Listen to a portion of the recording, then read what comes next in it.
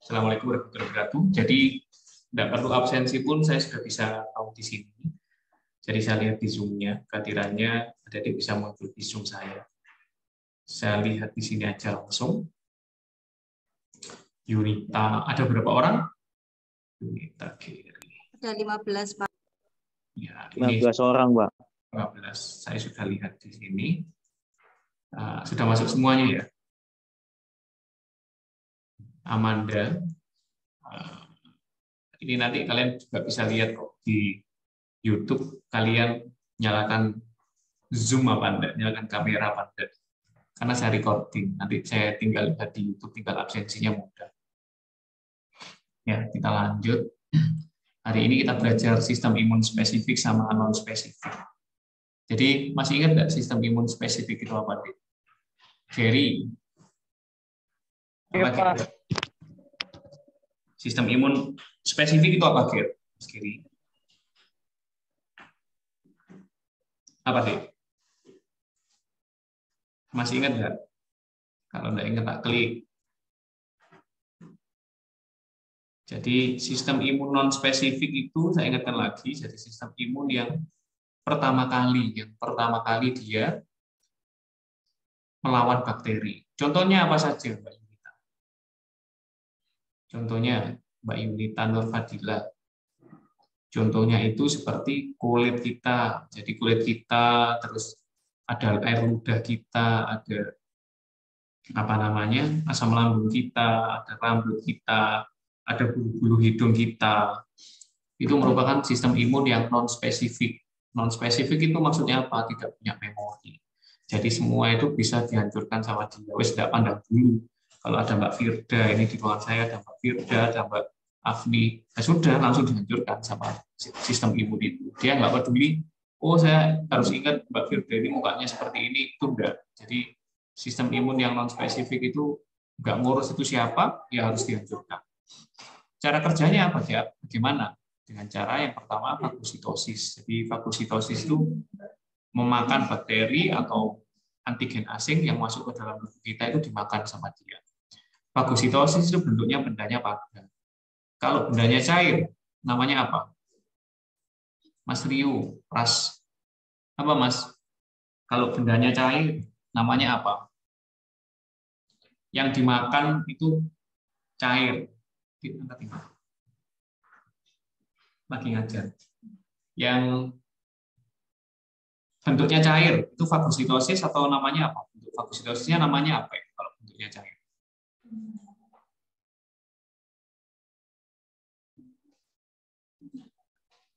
Ini kalau belum bisa, tak ganti ke Mbak Trisilia. Mbak Trisilia. Apa Mbak Trisilia? Jadi kalau cair itu namanya pinositosis. Nah, dicatat itu ya. Pinositosis itu cair.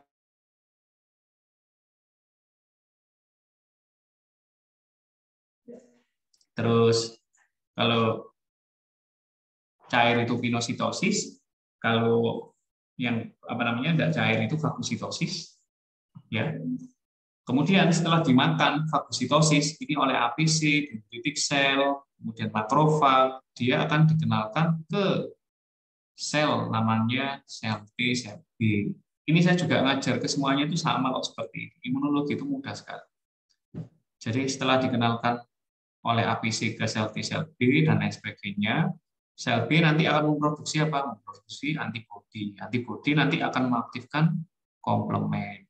Komplement dengan antibodi, dengan sel-sel radang, dengan sitokin-sitokin inflamasi, dia akan memicu inflamasi lebih kuat lagi. Seperti itu.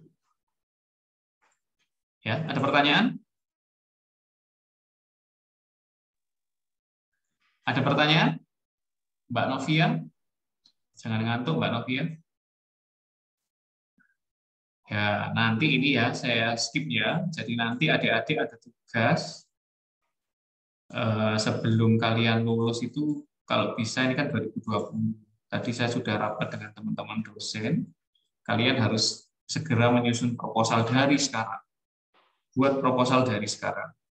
Dari kuliah, dari dosen-dosen itu, kamu tangkap topik apa yang bagus, kalian harus dari sekarang sudah buat proposal. Bukan maksudnya saya itu jahat sama teman-teman semua, adik-adik semua, bukan. Biar lulusnya cepat waktu, bayarnya enggak banyak-banyak, ya. Biar lulus cepat waktu, cepat dapat kerja, orang tuamu sudah enggak bayarin lagi. Itu maksudnya, ya. Ayo, kita lanjut lagi. Fagositasis itu apa? Fagositasis itu gerakan memakan dari sel-sel fagosit. Sel fagosit itu apa aja? Sel fagosit itu sel seperti leukosit, makrofag, kemudian dendritic cell, itu namanya sel fagosit. Dia itu gerakannya namanya kemotaksis, ya. Mendekati rangsang kimia. Taksis itu gerak, kemo itu kimia. Jadi gerakan karena rangsang kimia. Rangsang kimianya dari mana? Rangsang kimia itu dari sitokin yang diproduksi saat bakteri itu dimakan oleh sel-sel fagosit atau saat bakteri berinteraksi dengan tubuh kita. Ya. Kemotaksis itu apa saja yang memicu produk bakteri? Selain sitokin itu ada produk bakteri. Badannya bakteri itu memicu sel-sel leukosit, ya, fagosit itu datang ke arah infeksi. Apalagi komplement, ada C3A sama C4A. Selain itu apalagi yang bisa memicu kemotaksis? Jaringan rusak atau mati. Jadi kalau ada jaringan itu apa? Misalkan kulit kalian tertusuk jarum atau tertusuk duri. Nah, itu kan ada kerusakan jaringan, ada sel yang mati. Sel yang mati itu akan pecah, kemudian isi tubuhnya itu, isi sitosolnya itu keluar. Jadi kalau bayangkan sel itu collapse, ya, pecah, ya. Sel pecah itu nanti isinya itu keluar semua, organel-organelnya itu keluar. Nah, itu bisa memicu gerakan fagosit menuju ke tempat infeksi, namanya kemotaksis. Kalau ada produk bakteri, komplement, C3A, C5A ini, jaringan rusak atau mati, itu nanti PMN atau polimorfonuklear. Nah, itu bisa bergerak lebih cepat menuju ke arah infeksi atau menuju ke arah jaringan yang rusak atau mati tadi. Ya, itu prinsipnya, ya. Ini nanti bisa aja keluar di soal-soal. Kemudian fagositosis itu ada kegiatan namanya pengenalan, ya, pengenalan atau rekognisi dan pengikatan. Pengikatan apa itu? Mikroba itu kan ada antigennya. Jadi bakteri, virus, jamur, parasit itu ada antigennya. Antigen itu akan diikat oleh reseptor fagosit. Tadi kan polimorfonuklearnya datang habis itu dia akan menempel di sini, akan menempel di dinding dari bakterinya. Diikatlah sama reseptornya, antigen sama reseptornya. Setelah diikat, ya, dia akan melibatkan antibodi sama komplement. Dikenalkan dia sebagai antibodi sama komplement ini sebagai opsonimnya. Kalau sudah nempel, ya, ada antibodinya, ada komplementnya, antibodi sudah mengikat sama bakterinya, dia akan dimasukkan ke dalam selnya, namanya endositosis. Di endositosis atau dimakan atau difagosit. Sehingga setelah makan dilakukan internalisasi, jadi bakterinya dimasukkan ke tubuh sel, ke dalam sel imun. Di dalam sel imun nanti dia akan ditemukan dengan fagosum. Fagosum itu vakuola yang isinya itu ada enzim-enzim untuk mencerna, namanya lisozim dan lain sebagainya. Ya, di fagosum nanti, ya, karena ada lisozim, ya, bakteri nanti akan dilisis, akan dihancurkan. Setelah dilisis, dihancurkan, dipecah-pecah, nanti dia akan dibawa ke namanya cepron. Ya, cepron itu bakteri yang sudah hancur tadi dicacah, dicari antigennya, ditempelkan ke MHC kelas 2 atau major histocompatibility complex, dikeluarkan lagi ke permukaan dari selnya, dikenalkan sama sel B atau sel T. Seperti itu. Nanti kalian bisa baca-baca lagi, ya, dan bisa dengerin Zoom saya. Kalau baca saja sendiri itu nggak ngerti. Mending kalian Zoom, kemudian screenshot. Zoom, ya, ikut YouTube saya atau Zoom saya, kamu screenshot, kamu beri catatan. Kalau cuma saya kasih velg saja, cuma nanti tidak bisa mengerti, ya. Nah, setelah fagositasi, setelah masuk di dalam intrasel, itu ada proses kimianya. Proses kimia di dalam sel. Apa saja proses kimianya? Proses kimianya itu ada yang oksigen dependent, atau tergantung oksigen, butuh oksigen. Ada yang oksigen independen. Yang oksigen independen apa saja? Itu ada enzim hidrolitik, jadi ada lisozim tadi. Ada proses enzimatik di dalam tubuh dari sel imun, fagosit tadi. Ada arginin rich basic protein, ya, ada lactoferrin, ada dipensin, dan lain-lain. Di dalamnya itu banyak enzimnya. Itu tidak butuh oksigen. Tapi ada juga yang butuh oksigen. Nah, melalui apa? Melalui ROI atau reactive oxygen intermediate. Jadi di dalam sel itu bisa menghasilkan anion superoksida atau H2O2 atau nitrit oksida. Itu bisa menghancurkan bakteri. Ini Mas dulu. Nah, ini saya jelaskan. Kalau ada bakteri, ya, bakteri masuk, ya. Kalau ada bakteri masuk di dalam tubuh kita itu sebenarnya sudah ada fagosit. Fagosit itu ada episelnya, ada lisosomnya. Lisosom itu vakuola dari fagosit yang isinya enzim penghancur. Ya. Saat ada bakteri, dia akan menempel. Ini ada ikatan antigen sama antibodi. Ya, di sini tidak terlihat, ya. Ini gampangan aja, saya ambilnya gambarnya. Ini ada ikatan antigen dari bakteri namanya PAM, Pathogen Associated Molecular Pattern. Kemudian dia akan diikat antibodi atau reseptor dari sel fagosit. Setelah itu dia akan diinternalisasi, akan dimakan jadi vakuol ini. Ya. Setelah dimakan, dia masuk fagosom ini. Fagosom, lisosomnya dimasukkan semua di sini. Nah, ini dimasukkan sehingga sel tubuh bakteri akan terjadi lisis, ya, dicerna, dihancurkan, kemudian dihancurkan oleh cefron. Dia setelah dimakan, dia akan dikeluarkan bisa atau juga bisa dikeluarkan melalui MHC kelas 2. Nah, kemudian kalian harus tahu di sistem imun non spesifik nanti ada yang namanya komplement. Komplement itu apa? Komplement itu suatu sistem. Jadi terdiri dari protein C1 sampai C9. Ya. Dia diproduksi oleh sel hepat. Kemudian diproduksi oleh monosit. Hepatosit itu sel hepat, sel hati. Dan monosit, ya, diproduksi oleh itu. Dan dia rusak pada suhu 56 derajat Celcius selama 30 menit. Jadi kalau kalian mau memeriksa komplement, misalkan riset tentang komplement, jadi penyimpanannya atau prosesnya suhunya jangan lebih dari 56 derajat Celcius. Dan jangan lebih dari 30 menit. Ya. Dia, komplement ini dalam bentuk tidak aktif. C1, C2, itu nanti ada C3, C3A, C3B, C5A, C5B. Dia itu tidak aktif, jadi perlu diaktifkan dulu. Oleh siapa? Oleh infeksi, oleh antibodi, seperti itu. Ya, diingat-ingat aja, komplement itu ada C1 sampai C9. Dia kalau tidak diaktifkan, dia akan dipecah menjadi C3A dan C4A.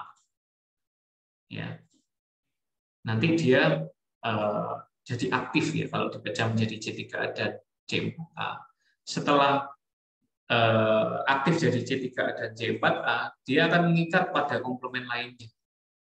Ya, bisa mengikat molekul-molekul lainnya. Kemudian terjadilah aktivasi jadi C5, C6, C7, C8, C9. Ya. Jadi kalau C3A sama C4A ini sudah diproduksi, dia akan menjadi katalisator atau pemicu reaksi selanjutnya. Prinsipnya seperti enzim. Yang belum tampil bisa tampil, ya. Ini banyak yang tidak tampil, ini saya cek satu-satu. Mbak Tarisa tampil, Mbak Ika tampil, Silvi, Ardia. Kemudian dia juga bisa menjadi inhibitor. Kalau sudah cukup reaksinya, dia menghambat reaksinya agar tidak berlanjut lebih jauh lagi. Kalau tidak dihambat, akan terjadi kerusakan yang sangat luar biasa. Kemudian aktivasi komplement melalui apa saja? Melalui 3 jalur. Ada jalur lektin, jalur klasik, sama jalur alternatif. Apa itu jalur lektin? Jalur lektin itu jalur yang melibatkan MBL. MBL itu mannan binding lektin. Ini biasanya keluar. Aktivasi komplement melalui jalur lektin itu caranya seperti apa? Ini. Dia dengan cara MBL ini mengikat residu manosa pada mikroba. Jadi dia nempel MBL itu pada mikrobanya, pada bakterinya. Kemudian ada jalur lainnya, jalur apa namanya? Jalur klasik melalui antibodi. Tadi kan saya jelaskan kalau antibodi itu fungsinya untuk mengaktifasi dari komplement. Jadi dia bisa mengaktifkan komplement melalui imunoglobulin M imunoglobulin G1 sampai G3, membentuk kompleks imun dengan antigen dari bakteri. Jalur yang lain atau jalur alternatif dari mana? Ya dari adanya bakteri, jamur, virus atau parasit tadi. Ini ya, coba ada yang pertanyaan belum sebelum saya jelaskan ke sini? Ya, kalau ada pertanyaan silakan.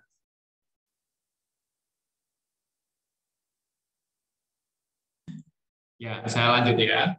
Jadi ada 3 jalur. Yang pertama tadi pakai MBL atau mannose binding lectin ya. Ini dari mana caranya? MBL itu macam-macam, ada MBL, MASP1, MASP2, dan dia nanti akan mengaktifkan melalui C4 dan C2. Setelah itu, setelah aktif, dia akan mengaktifkan C3 konvertase. Ya. Setelah C3 konvertase aktif, nanti komplement akan mengaktifkan jadi C3A, C5A. Ya. Kalau C3A, C5A nanti bisa mengaktifkan rekrutmen dari sel fagosit atau mengaktifkan inflamasi. Kalau mengaktifkan C3B, dia akan mengaktifkan opsonisasi. Jadi opsonisasi itu maksudnya patogen itu dikenalkan ke sel imun agar dimakan. Ya. Kemudian C3B ini juga akan berlanjut ya, mengaktifkan kaskade. C3B akan mengaktifkan C5B, C6, C7, C8, C9. Ini nanti akan muncul semua membentuk membran attack complex atau MAC. Jadi nanti kita coba buka YouTube, kita lihat MAC itu kerjanya seperti apa. Kemudian ada jalur klasik. Jalur klasik itu melalui antigen antibodi kompleks. Jadi ikatan antigen dari bakteri dengan antibodi di sel sehingga mengaktifkan C1Q menjadi C1RS ini, kemudian C4, C2 lanjut ke sini. Langkahnya sama seperti tadi. C3A, C5A melalui C3B dan pembentukan MAC. Selain itu bisa juga melalui ikat PAM, ya, patogen surface atau patogen associated molecular pattern. Jadi di jalur alternatif ini dia mengaktifkan C3, kemudian mengaktifkan sel B, imunoglobulin B dan imunoglobulin D bisa. Kemudian dia bisa mengaktifkan C3 konvertase. Ya. Ada pertanyaan? Ini ditelan dulu aja, nanti akan mengerti sendiri. Nah, aktivasi komplement ini ya akan menghasilkan beberapa molekul. Yang pertama anafilatoxin, kemotaksin, ini biasanya menimbulkan shock anafilaktik. Ya. Kalau kemotaksin itu bisa merangsang sel imun untuk datang, aderen imun ini merangsang sel imun untuk menempel ke daerah infeksi, opsonin ini membantu untuk mengenali bakteri agar sel leukosit makrofag itu bisa memakannya dan menghasilkan MAC. MAC itu membran attack complex. Jadi seperti palu gitu ya, sama paku. Jadi kalau ada bakteri MAC-nya aktif, dindingnya akan dipaku sama sel imun, dibolongi. Nah, itu maksudnya. Seperti ini. Ya. Jadi kalau ada antigen, ya, antigen itu akan ditempeli oleh imunoglobulin. Ya, antigen itu bisa ditempeli oleh komplement. Ya, kemudian dia akan dikenalkan melalui antigen antibodi tadi, ikatan antibodi sama antigen itu nempel ke reseptor, nempel ke imunoglobulin G Fc reseptor. Kalau yang antigen atau bakteri yang ditempeli komplement, dia akan menempel pada reseptor komplement. Dikenalkan, ini namanya opsonisasi, dikenalkan. Kalau yang antigen aja, dia akan menempel ke scavenger reseptor.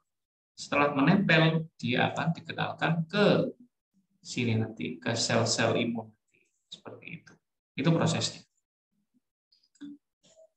Jadi aktivasi komplement ini ya menghasilkan beberapa fragmen komplement yang diikat oleh reseptornya. Di mana saja reseptornya komplement? Ada di makrofag, di sel B, neutrofil, dan sel natural killer. Fungsi biologisnya apa sih kalau komplement itu aktif? Tergantung sel mana yang diaktifasi. Kalau sel B memproduksi antibodi, neutrofil nanti bisa menghasilkan enzim untuk menghancurkan bakteri atau sel yang terinfeksi bakteri. Kalau sel NK, dia akan menghancurkan sel yang terinfeksi bakteri. Fungsi komplement apa saja? Fungsinya menimbulkan inflamasi. Jadi kalau ada infeksi, pastikan kalian lihat nanti di lokasi tempat infeksi, misalkan kalau kebacok ya, atau digigit nyamuk, di dekatnya tempat gigitan nyamuk itu pasti warnanya kemerahan.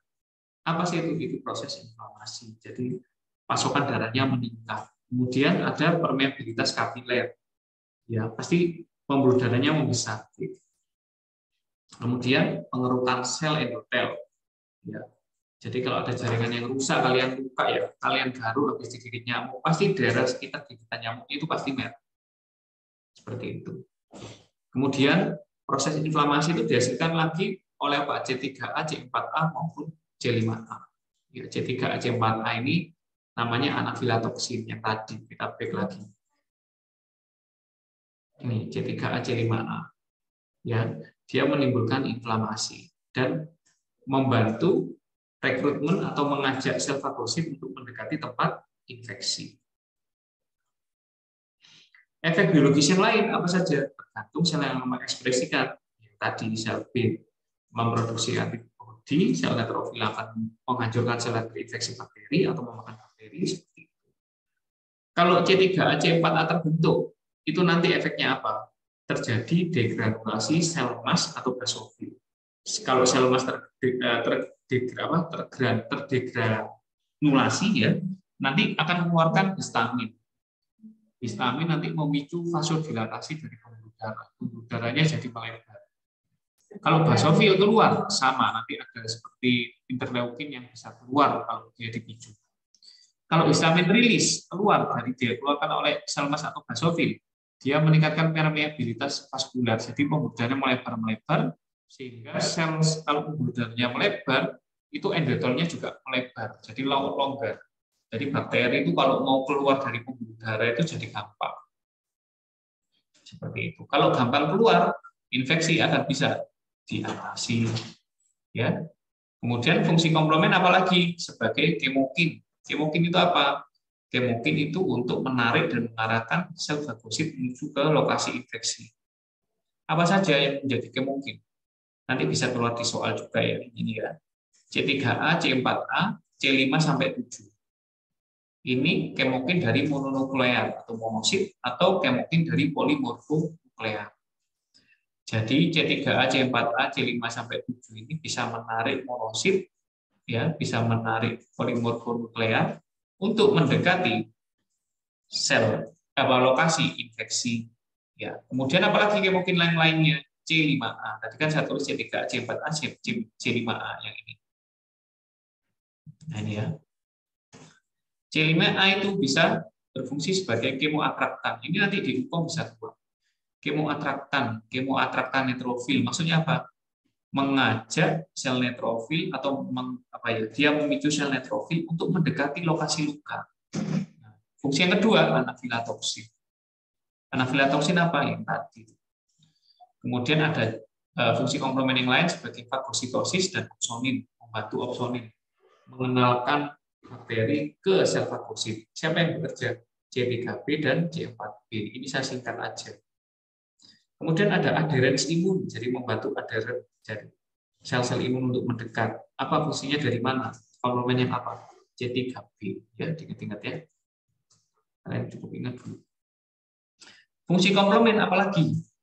Fungsi komplement itu bisa digunakan untuk lisis osmotik bakteri. Jadi komplement itu kalau sudah aktif ya, yang tadi itu bisa mengaktifasi MAC. Kalau MAC aktif, dia bisa menghancurkan dinding sel. Kalau dinding sel hancur, air dari luar sel itu masuk, selnya akan pecah, akan lisis. Ya, kemudian aktivasi C5 sama C6 itu memicu C7 sama C9 itu masuk membran plasma, akhirnya bolong selnya, dihancurkan oleh C7 sama C9, terjadi perforasi atau bolong itu ya, membran plasma dari selnya bolong, atau membran plasma dari bakterinya bolong, akhirnya cairan dari luar masuk ke tubuh sel infeksius itu, akhirnya selnya akan pecah dan mati, akan lisis. Kemudian aktivitasnya apalagi? Sitolitik ya, dia di reseptor eosinofil ini pada kasus ADCC, antibody dependent cytotoxicity. Nah, seperti itu. Kita lanjut. Kemudian apa saja sih yang timbul saat komplement itu aktif? Proses inflamasi.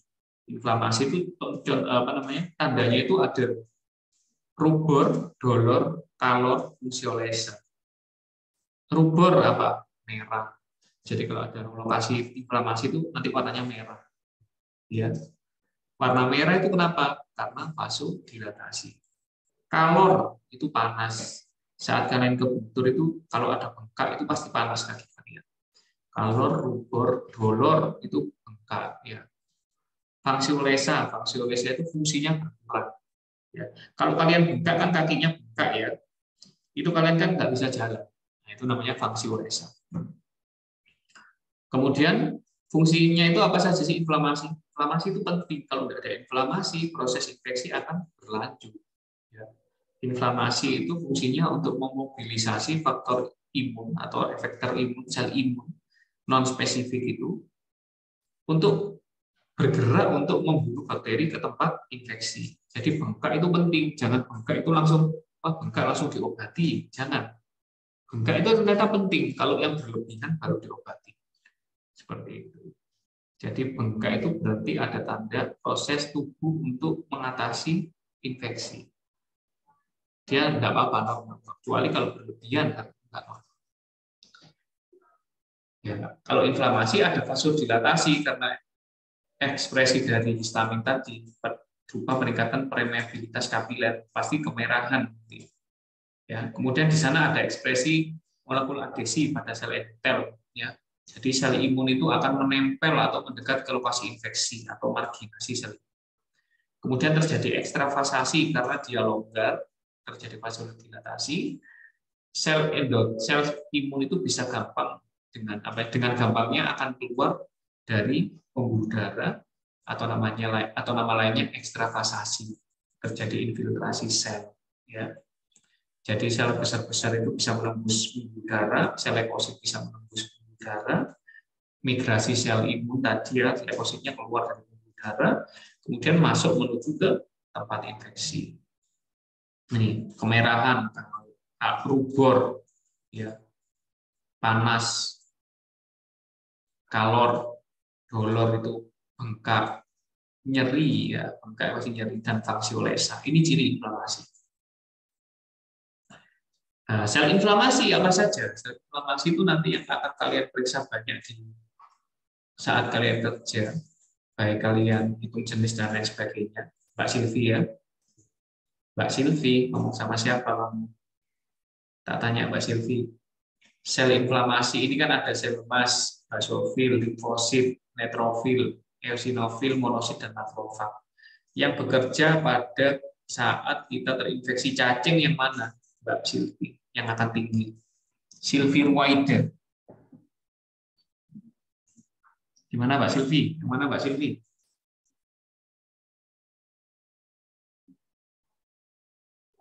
Mbak Silvi. Nyalakan mic-nya.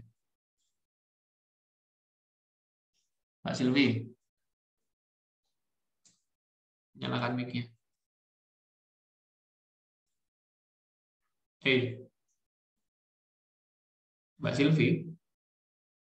Yang biasanya tinggi saat terjadi infeksi cacing yang mana Mbak Silvi? Hei. Yang mana, Dek? Nyalakan dulu mic-nya. Nyalakan dulu. Mas Rio, ini Mbak Silvi disuruh nyalakan mic-nya. Kalian ini. Ayo, nyalakan mic-nya. Dek. Kalau nggak bisa jawab, tak kasih tugas nanti Pak Silvi. Jelaskan fungsi-fungsi dari semua sel ini. Dikirimkan ke saya.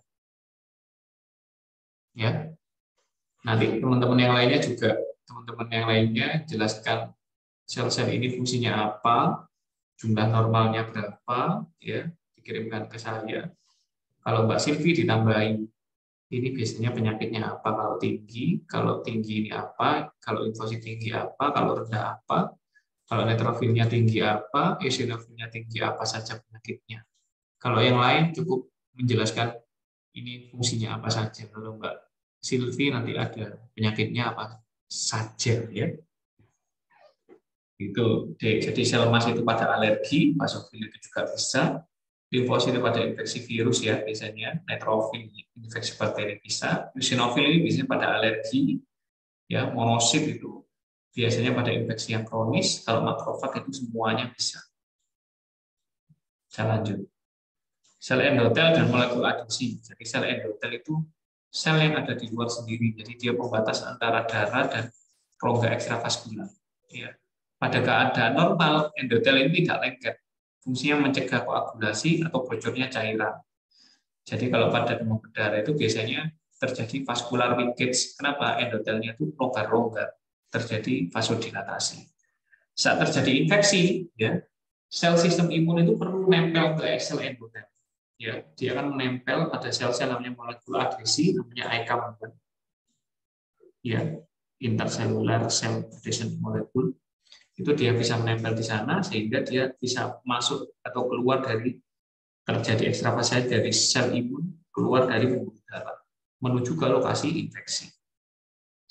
Jadi rangsangan inflamasi itu menyebabkan adhesi dari sel sistem imun seperti makrofag dengan sel endotel, terjadi penempelan sehingga terjadi marginasi leukosit. Jadi leukosit itu bisa nempel di dinding vaskular atau dinding pembuluh darah, bisa keluar semuanya. Terjadi ekstravasasi dan terjadi infiltrasi sel menuju ke tempat infeksi. Ini. Jadi kalau ada infeksi, endotel itu akan melebar-melebar. Kemudian ada ICAM1, ada adhesi molekul itu yang menempel di sini. Kemudian adhesi molekul itu akan mengajak leukosit untuk menempel ke sini. Menempel karena dia longgar, dia bisa melakukan gerakan diapetesis. Nanti bisa keluar soal kayak gini-gini. Soal UPM kalian nasional itu nanti seperti ini. Terjadi gerakan diapetesis, ya, dia akan keluar di sini menuju ke lokasi inflamasi. Dan inflamasi ini juga mengeluarkan histamin, trombin, leukotrien D3 atau D4, C5A, itu mengeluarkan ini. Nah, ini yang merangsang sel-sel leukosit menempel di sini. Ya, seperti itu. Jadi sel leukosit itu bisa gerak, hanya macam-macam. Diabetes itu bisa masuk di celah-celahnya sel endotel. Itu aja dari saya. Dan misalkan ada luka ini ya, ada luka, dia akan menempel semua sel fagosit ini. Keluar dari pembuluh darah. Ini kan pembuluh darah ya. Selnya akan keluar dari endotel ini menuju ke lokasi infeksi. Dia akan nempel-nempel di sini. Dimakanlah semua sama sel infeksinya. Akhirnya lukanya bisa terbebas dari infeksi dan sembuh. Seperti itu. Ada pertanyaan? Ada pertanyaan di stop share. Pak, mau izin bertanya. Boleh, silakan. Bisa Pak, Mas Rio. Tadi itu tugasnya diketik apa ditulis tangan, Pak? Tulis tangan aja biar pintar. Ditulis tangan bisa Di-scan. fungsinya, Pak? Halo? Ditulis tangan terus di-scan. Oh, enggak, Pak. Berarti Ya. dicari fungsinya, enggak? Iya, betul. Kecuali Mbak Silvi tadi ya. Mbak Silvi ditambahi penyakitnya. Kalau tinggi apa, kalau rendah itu apa. Baik, Pak. Terima kasih. Ya, Mas Rio. Hari ini gimana kok fotonya dan singkat tip ini? Saya tadi itu habis diskusi sama teman-teman dosen. Jadi kalian kalau bisa mulai sekarang buat proposal. Biar nanti saat semester selanjutnya, saat waktunya proposal itu sudah siap proposalnya. Biar cepat lulusnya. Ya, Dek. Nanti kalau kalian cepat lulus, itu kalau misalkan ada seleksi CPNS, ada seleksi masuk ke rumah sakit, itu langsung cepat gitu loh. Kalau kalian telat lulusnya, wah itu yang rugi kalian sendiri. Ya, kalau yang kerja, misalkan ada yang sudah kerja itu biar cepat gitu loh. Kalau lulusnya cepat itu orang mau menerima kerja kalian itu enak. Gitu. Kalau lulusnya lama, itu orang mau menerima kerja itu, wah ini lulusnya pirang semester itu kan kelihatan di anunya, di mana di ijazahnya. Ya, saya coba share screen lagi ini karena masih panjang. Ada pertanyaan lagi enggak? Sistem imun. Sistem imun 4. Bisa lanjut ke sistem imun 4.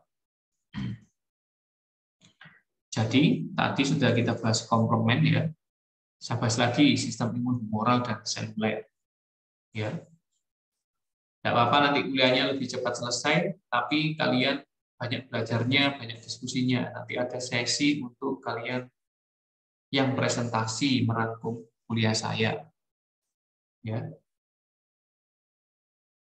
Nah, apa itu imunitas seluler dan humoral? Imunitas seluler itu diperankan oleh sel. Selnya apa saja? Leukosit, neutrofil, eosinofil, bla bla bla bla, banyak ini ya.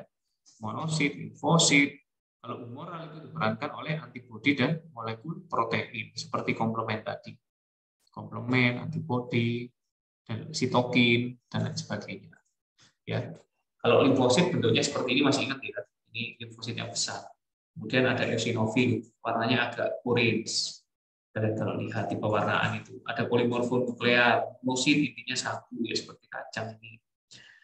Kemudian ada ini bentukan apa ini? Segmen ya. Ini sel yang masih muda. Kemudian basofil warnanya agak kebiruan ya. Masih ingat ya, ini kok yang masuk 20 banyak sekali. Mahasiswanya berapa, Mas Geri? Mas Geri, Pak, mahasiswanya temenmu ada berapa totalnya? 23 totalnya. Yang bulannya mana? Ada yang kerja, Pak. Kerja. Ya. Nanti yang kerja suruh WA saya ya. Iya, Pak. Jadi ada itu namanya ekstraseluler patogen, patogen ekstraseluler. Jadi dia itu bisa memicu antibodi atau memicu tubuh melakukan antibodi, ya. Tubuh itu bisa memicu antibodi itu untuk menghancurkan patogen ekstraseluler. Caranya bagaimana? Caranya antibodi itu melakukan netralisasi. Netralisasi itu mengikat ke patogen, mengikat ke bakterinya, ya. Setelah diikat di bakterinya, dia akan mencegah ikatan, gap block association of pathogen with their target. Jadi kalau ada bakteri itu ditempeli sama antibodi, itu dicegah agar tidak berikatan dengan sel targetnya atau sel tubuh kita, sehingga bakteri tadi tidak bisa hidup. Nah, bakteri kan butuh menempel ke sel tubuh kita untuk makan, berkembang biak dan lain sebagainya. Itu namanya netralisasi. Ya, harus dengerin kuliah saya biar tahu, karena tulisan saya yang ini saya sengaja bikin bahasa Inggris, kalian biar dengerin.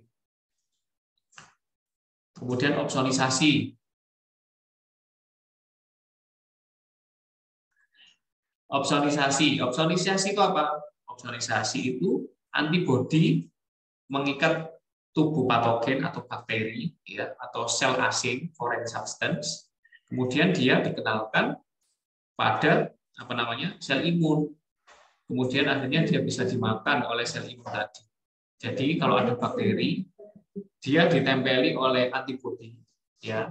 Bakteri tadi ada antigennya, ditempeli oleh antibodi, ditempelkan lagi sama antibodi, dibawa ke sel fagosit biar bisa dikenali dan dimakan. Agar dia dikenali dan dimakan tadi namanya opsonization. Ya. Cara yang lainnya bagaimana? Cara lainnya itu dengan cara aktivasi dari komplement. Jadi kalau komplementnya diaktifasi, dia akan memicu C3A, C5A, C3A, C4A merangsang anafilatoksin. Kalau dia memicu ke arah C678, dia akan memicu membran attack kompleks, ya, MAC. Kalau terbentuk MAC atau membran attack kompleks, dia bisa menghancurkan dinding sel dari bakteri tadi sehingga terjadi lisis. Ya. Akhirnya kalau selnya lisis akan hancur, akan mati. Selanjutnya ini caranya. Ini kalau ada bakteri dari luar, ya, dia bisa langsung dimakan.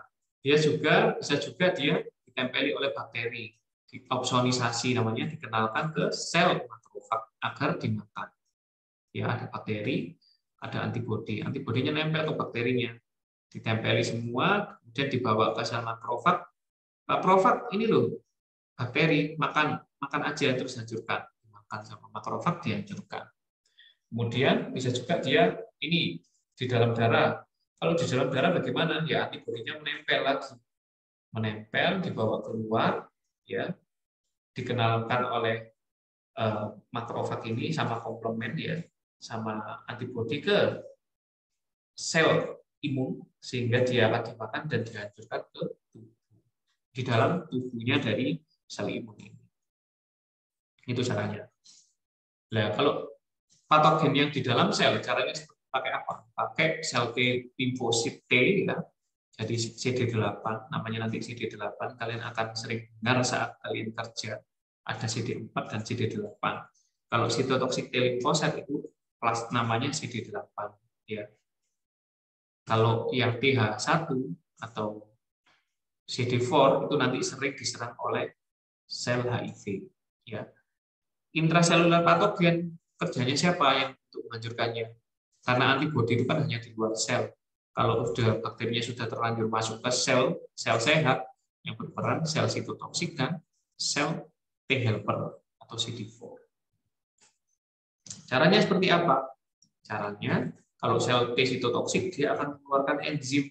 Enzimnya dikeluarkan, akhirnya ini kan apa namanya? Misalkan ada bakteri atau sel, dia menginfeksi ke dalam apa namanya sel sehat ini, makrofag. Makrofag itu bisa diinfeksi loh oleh bakteri, ya, TBC dan lain sebagainya.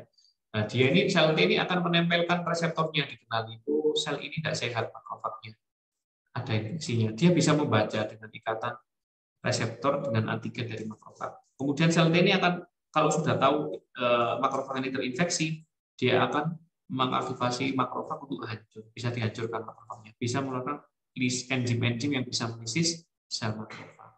Cara yang lain, kalau ada bakteri, ya ada sel yang terinfeksi virus misalkan, dia akan mengekspresikan tertentu. Jadi sel itu kalau diinfeksi bakteri, virus, parasit itu dia akan mengekspresikan antigennya, antigen dari bakteri atau virusnya keluar.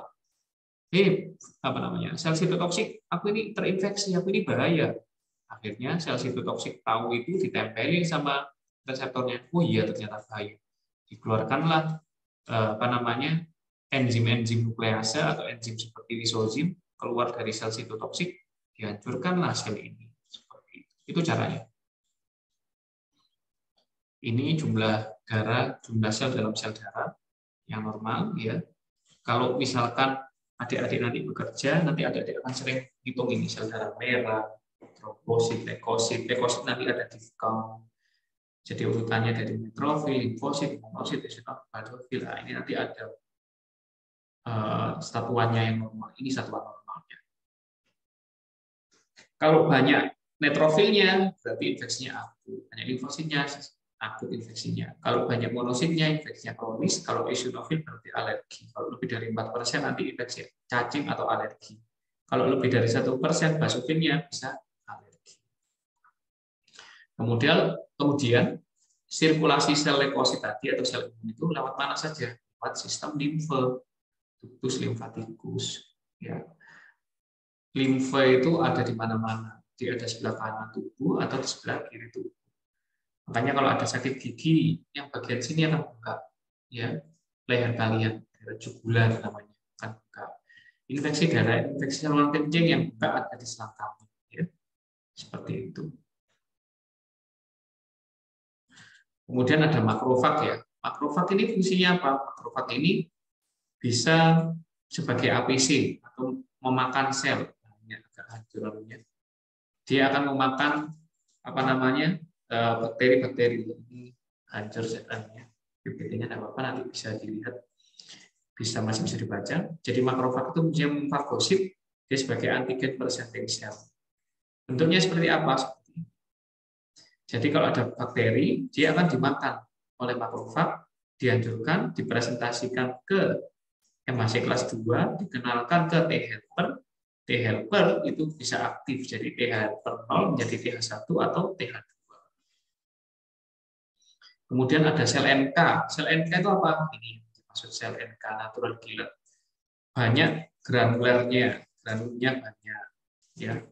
Namanya sel mul, ada di darah dan organ primer. Dia fungsinya membunuh sel virus yang terinfeksi. Jadi kalau ada sel virus yang terinfeksi akan dikenali oleh sel apa namanya natural killer ini. Ya.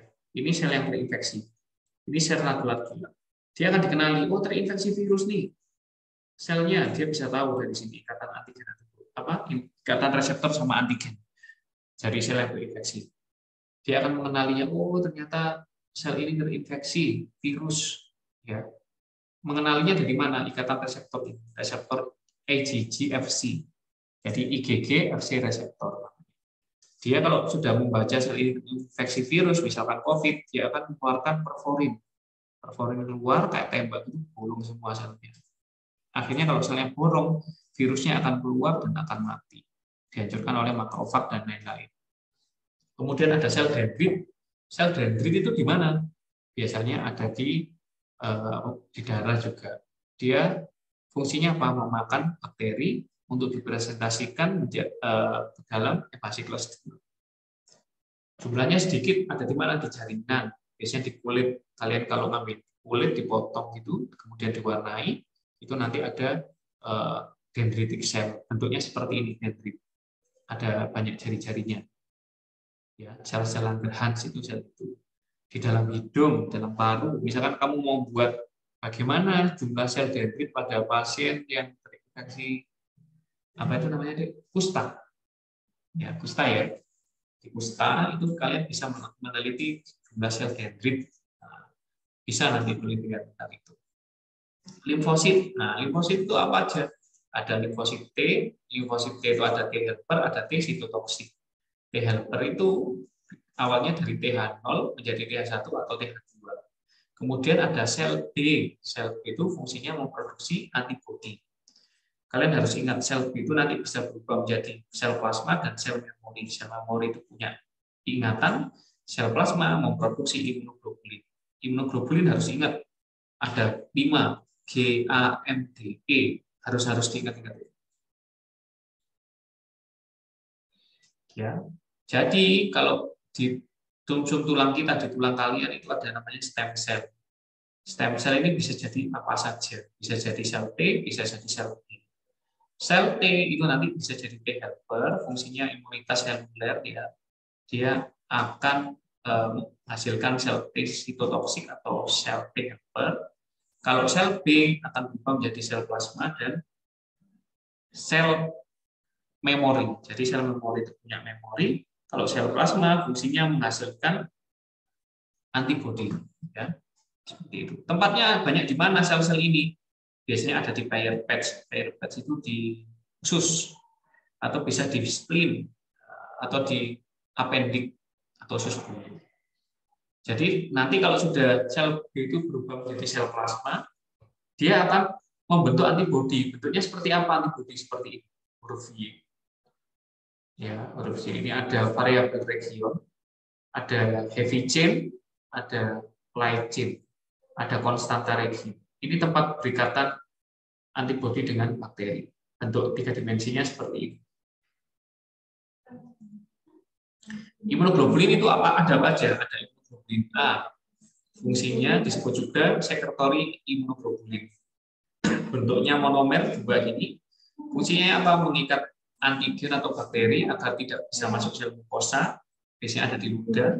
Tidak bisa mengikat komplement, bisa membunuh bakteri. Ya, bisa bersifat antiviral, jadi melindungi dari infeksi virus. Dan aglutinin efektif. Kemudian ada imunoglobulin D, jumlahnya sedikit, waktunya pendek, waktu paruhnya. Biasanya pada sel B yang matang. Jadi dia memicu sel B untuk matang, kemudian memicu pembentukan antibodi oleh sel plasma. Imunoglobulin E, biasanya dia pada kasus infeksi cacing atau pada kasus alergi. Imunoglobulin ini sedikit jumlahnya, bisa berikatan pada sel mas atau basofil, kemudian merangsang produksi histamin. Histaminnya keluar, akhirnya gatal. Ini pada alergi. Kemudian menyebabkan reaksi anafilaktik dan fungsinya merawan infeksi parasit atau cacing. Kemudian imunoglobulin M, ini imunoglobulin yang diproduksi pertama kali oleh tubuh, bentuknya 5, jarinya 5. Ya, dia mencerminkan infeksi baru. Dia 10 hari akan hilang. Fungsinya mengaktifasi komplement. Kemudian ada imunoglobulin G.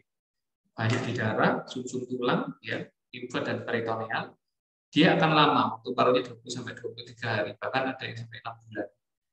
Fungsinya apa? Melakukan opsonisasi atau mengenalkan bakteri menuju sel imunitas tubuh. Kemudian dia bisa memicu ADCC, antibody dependent cell cytotoxicity, dan memicu sel NK, natural killer, untuk aktif untuk membunuh sel yang terinfeksi bakteri. Fungsinya apa imunoglobulin G? Mengaktifkan komplement, menetralisir racun, ya, memobilisasi bakteri, dan menghambat virus. Bentuknya ini, imunoglobulin G itu ada 4, IgG 1 sampai 4. Bentuknya seperti ini. Ya, ini ada heavy chain, ini ada light chain, ini tempat ikatannya, ya. Kalau di manusia ada 4 imunoglobulin, IgG 1, 2, 3, dan 4. Rantainya gamma, rantai hanya. Bentuknya seperti ini, imunoglobulin G atau imunoglobulin D. Imunoglobulin E agak besar, agak panjang. Dia berikatan pada sel emas. Imunoglobulin A bentuknya 2. Y-nya 2, di atas, di bawah. Kalau imunoglobulin M bentuknya besar sekali. Bentuknya seperti ini. Imunoglobulin M itu tidak bisa masuk plasenta karena bentuknya besar. Kalau imunoglobulin G bisa masuk. Misalnya ini pada kasus kasus ibu yang anaknya mati gara-gara resusnya beda, ya, inkompatibilitas resus. Oke, nanti tugasnya bagaimana imunoglobulin G ini bisa memicu kasus kematian bayi pada ibu yang hamil dengan resus yang sama dengan anaknya. Ya, nanti tugasnya itu ditulis. Kemudian saya jelaskan tadi itu MHC. MHC apa sih MHC itu? MHC itu Mayor Histocompatibility Complex atau Human Leukocyte Antigen. Ini di ujian bisa keluar. Yang mengkode itu di lengan pendek kromosom 6. Fungsinya itu mengenali antigen asing atau antigen sendiri. Jadi MHC itu penting. Dia gunanya untuk mengenali ini sel self atau non self. Ini bakteri atau luar, sel ganas atau bukan. Kalau bukan sel ganas atau bukan bakteri, tidak akan dihancurkan oleh sel. MHC kelas 1 itu ada di CD8. Ya, biasanya pada permukaan sel. Kalau MHC kelas 2 ada di CD4. Ya. Lengan pendek itu di mana sih? Ini kromosom. Lengan pendek itu di sini. Ini nice dulu. Kemudian aktivasi sel CD4. Ya. Kalau CD4 aktif, ya, antigen dimakan, kemudian dimakan oleh makrofag, dipresentasikan melalui MHC kelas 2, dikenalkan ke sel T helper, akhirnya T helper 0 ini aktif jadi TH2. TH2 ini nanti akan membantu aktivasi dari antibodi. Kalau sel sitotoksik TH1, dia akan mengaktifkan sel T sitotoksik, dimakan prosesnya sama, makan. Kalau ada bakteri, selesaikan ke MHC kelas 1, ketemu sama sel T sitotoksik.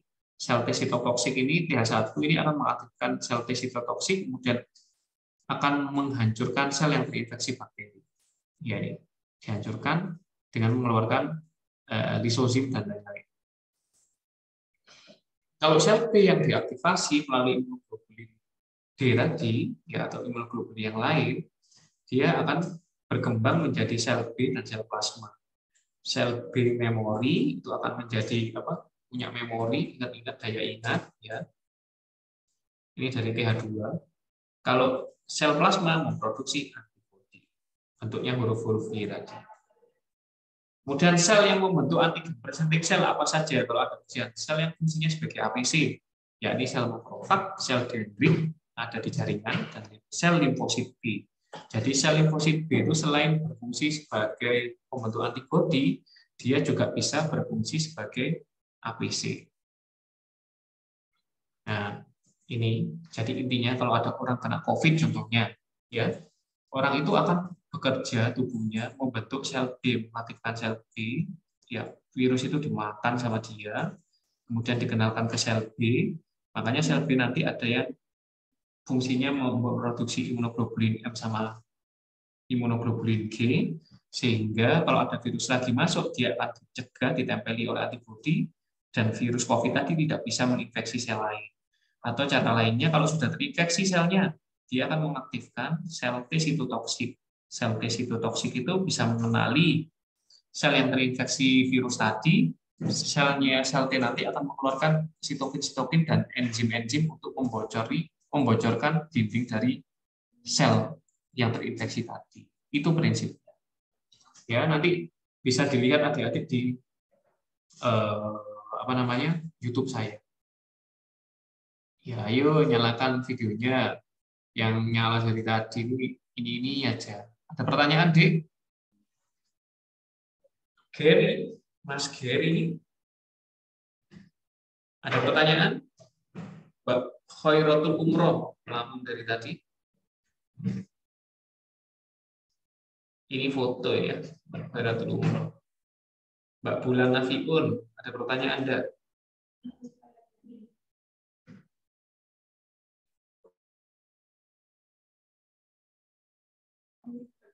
Ya.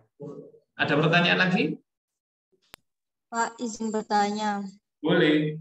Apa itu sel NK itu produksinya apa sama di sel B sama sel T, Pak?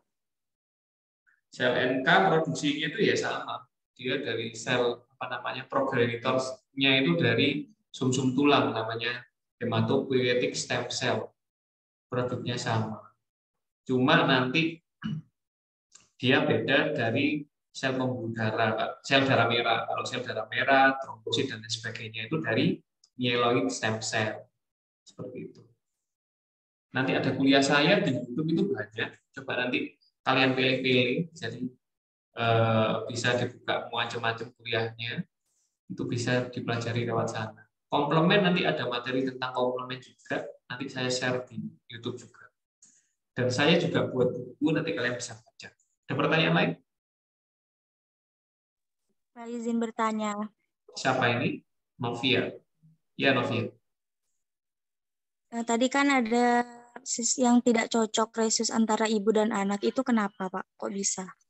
Ya, karena biasanya kalau ada itu orang bule, misalkan resusnya positif, nikah sama orang Indonesia resusnya negatif.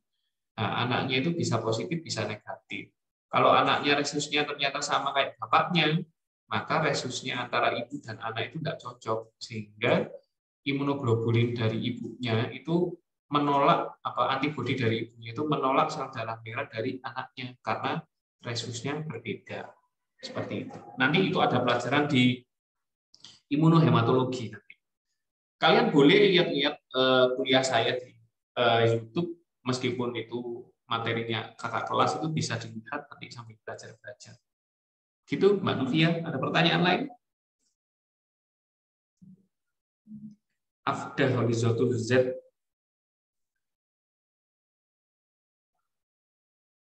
Ende, tanya apa lagi?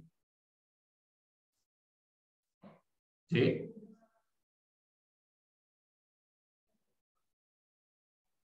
Ada pertanyaan lain? Kalau enggak, izin bertanya nggih, Pak. boleh. Iya, Mbak Tarisa. Tadi kan ada rubor, roller, nah itu semua termasuk sebagai respon imun respon tubuh kita apa? Dek, nggak jelas. Koneksimu ini nggak jelas. Diulang. Saya di kolom chat. Oh, di kolom chat. Ya, tulis di kolom chat. Mana? Ada yang lain tanya? Ketik di kolom chat di Tarisa. Ada yang tanya lagi? Nggak Sinta Nuryaumil Azifah atau Ayuni Kristina ini lagi makan. Mbak Ayuni. Chat aja, Tarisa. Saya tunggu chatnya. Kalau yang nggak mau ngomong, malu ngomong, suaranya takut terdengar suaranya itu enak sekali, itu bisa chat. Ayo, Mbak Tarisa, chatnya mana?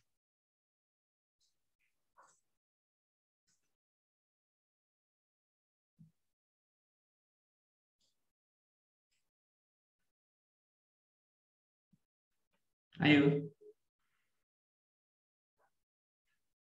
Ayo. Mana Tarisa? Chatnya belum. Mas Rio, di mana Mas Rio?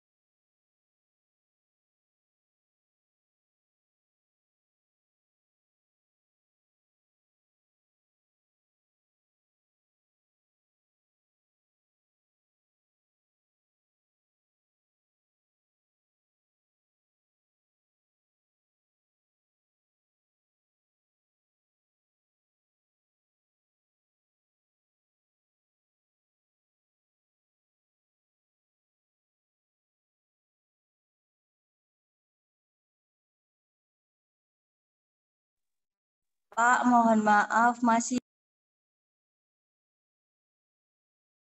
Oh iya, masih mute ya? Sorry. Jadi saya ulangi lagi. Terima kasih. Biar berarti kalian nggak ngantuk. Jadi rubor itu adalah kemerahan terjadi karena vasodilatasi pembuluh darah. Kalau ada infeksi itu dia kan terjadi vasodilatasi, pengeluaran histamin dan lain sebagainya. Jadi kalau ada vasodilatasi itu nanti pembuluh darah akan ke situ semua, artinya merah warna kulitnya. Kalau panas ya, jadi saat ada infeksi itu sel-sel inflamasi itu akan menimbulkan merangsang pengeluaran seperti TNF alfa, kemudian leukotrien, kemudian prostaglandin itu menimbulkan nyeri. Nah, kalau dolor itu bengkak. Kenapa? Karena ada vasodilatasi, terjadi pelonggaran dari endotel, terjadi ekstravasasi cairan dari intravaskuler menuju ekstravaskuler, artinya bengkak. Yang lain apa yang bisa menyebabkan seperti itu? Terbentur bisa, infeksi bisa, gagal jantung bisa, yang di kaki itu terjadi inflamasi, terjadi pembengkakan di kaki karena edema. Tapi tidak lengkap seperti ini. Kalau yang 3 lengkap ini, kalau rubor dolor fanciolesa itu biasanya karena infeksi. Ya, tanda infeksi itu ada kemerahan rubor itu. Kalau misalkan pada orang yang gagal ginjal nggak ada rubornya, tapi dolor aja. Itu deh. Ada pertanyaan yang lain? Ini absensinya saya lihat dari sini ya. Nah, ini kelihatan semua. Nanti saya absensi manual juga ya. Terima kasih atas waktunya. Nanti saya upload mata kuliah ini ketiga dan keempat ini di YouTube saya. Dan adik-adik bisa menikmati materi perkuliahan sebelumnya atau kakak kelas itu ada di YouTube saya. Saya akan buka semuanya, adik bisa baca-baca semuanya. Misalkan ada materi yang, Pak, saya ingin materi yang lain, yang misalkan ada request, saya akan berikan di YouTube juga. Terima kasih atas waktunya. Saya stop recording, sampai ketemu di perkuliahan selanjutnya. Assalamualaikum warahmatullahi wabarakatuh.